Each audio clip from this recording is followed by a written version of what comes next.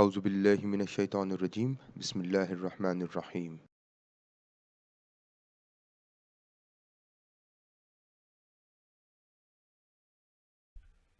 Descriptive Statistics.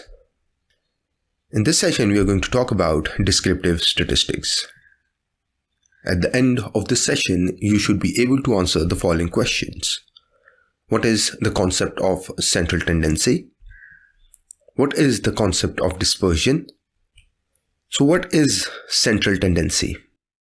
Let's say you had measured the height of everyone you know, or maybe a group of people that you know. All of those responses by themselves, they do not tell you anything beyond the height of each individual. However, what we are after is a way to explain what is a typical height of a person, or what is the typical height of people that I know or in my group. This is called central tendency. For example, let's say you want to work out what is the average height of all your friends. Let's say you have a group of 5 people or 10 people who are your friends, and you want to find out the height of all those 5-10 people. The most obvious way to do is to look at the mean, that is average height. You take the height of all your friends and then just sum it and divide it by number of friends that you have. This will give you the mean.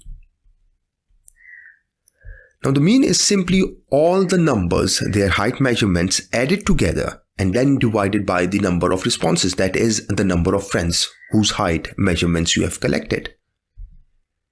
Now in contrast, if the numbers were to be listed in numerical ascending order from lowest to the highest, that is from shortest person to the tallest person, the number in the middle would have been median.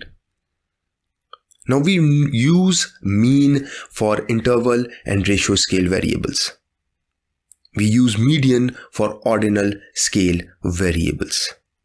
And what if your variable is nominal scale? Then we are going to use mode.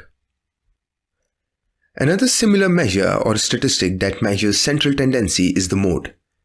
Now mode is just the number that appears most often.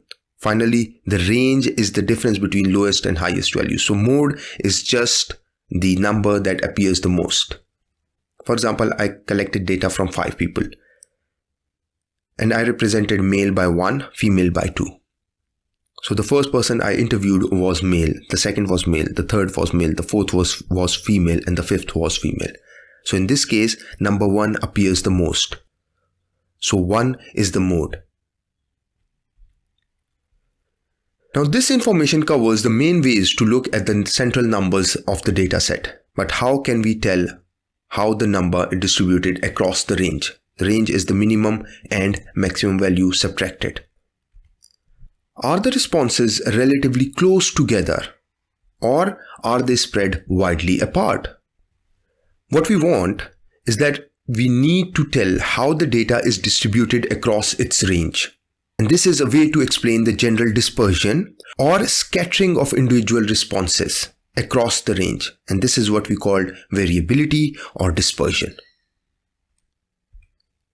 The quickest way to determine how much the responses differ from each other is to look at the standard deviation. Your standard deviation tells you how much the responses generally vary from the mean. And we want our dispersion to be as low as possible so that you can trust your responses. A low standard deviation means that most of the numbers are close to the mean. A high standard deviation means that the numbers are more spread out. The standard error, which can be found by dividing the standard deviation by the square root of the total number of responses, tells you how accurate your mean of any given sample from that population is likely to be when compared to the true population mean. The lower the standard error, the higher is your accuracy. These types of descriptive statistics are the basic information you would provide for describing your data in a research thesis or research paper. These are the references that are used during the preparation of this session.